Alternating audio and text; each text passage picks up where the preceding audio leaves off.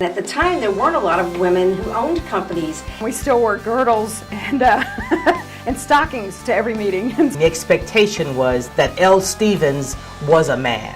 Leroy, Lewis, anybody except Lorraine. Electric typewriters and carbon paper.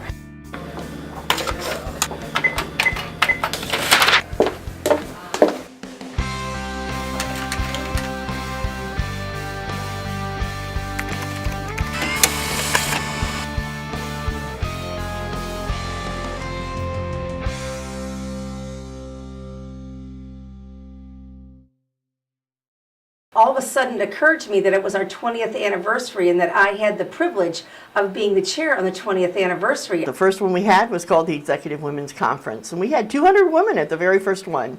No budget actually, and Nita and I had really decided that we needed something for the women, professional women, being business owners and women in corporations, to be able to connect. It was a time when my business was growing rapidly, and I was just delighted to be able to network with a group of other professional women who were also growing businesses and looking for new resources.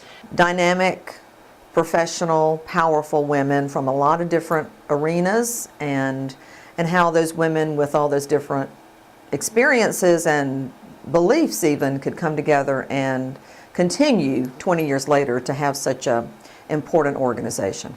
There's so much power in the networking with women, and I've seen the evolution over the years. Now that we're having our 20th year anniversary, the evolution of networking and women doing business together is just an awesome experience, and it has really heightened over the years. We were doing the planning not long after 9/11, and it hit us that many of the leaders around us in the security area were all women. We thought, wow, wouldn't it be fascinating to get all those women together for a panel? It was always rewarding to see the women networking in the foyer or in the hallway just before the doors opened and they rushed in to take their seats and listen to the speaker.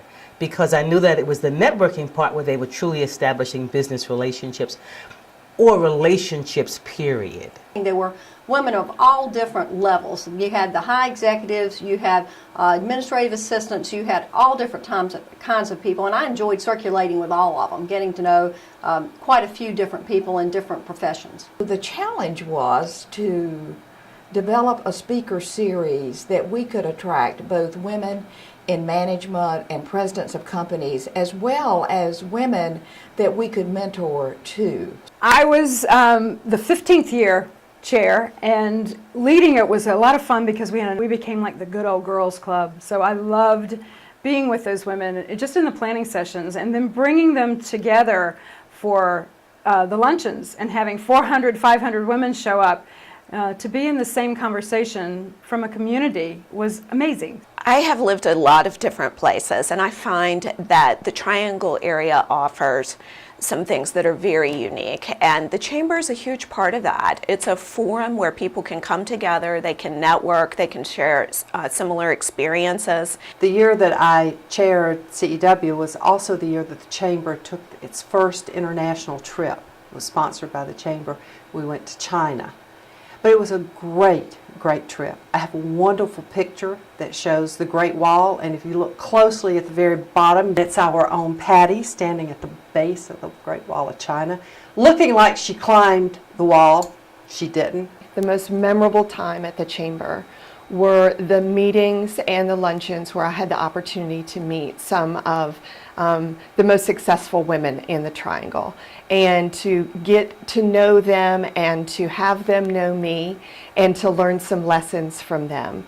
I feel that as women we really need to reach our hands forward to those who've come before us and to appreciate and have gratitude for the sacrifices that they made in order for us to have the type of work and the type of opportunities that we do. In addition to that, we really have to reach our hands back to those who are coming behind us and make certain that the environment into which they are walking is the best one we can give them. I look now down the line 20 years later, and young women have so many opportunities.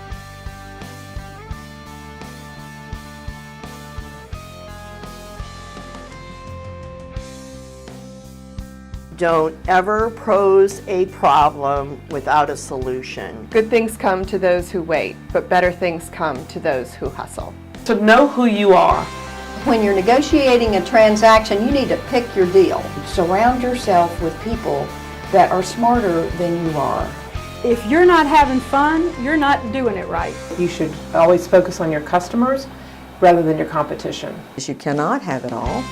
You can have most of what you want, family and career, for instance, if you decide what choices you want to make at different times in your life. Never rely on someone else, particularly a man, to take care of you. Always make sure that you can take care of yourself. No one who works for you is ever going to think like you do. Life throws some grenades at you sometimes, and you can either dodge them, and when you can't, you slap a Band-Aid on yourself and you keep going. Take care of your customer. Failing isn't failure. It's simply an indication that you need to keep going.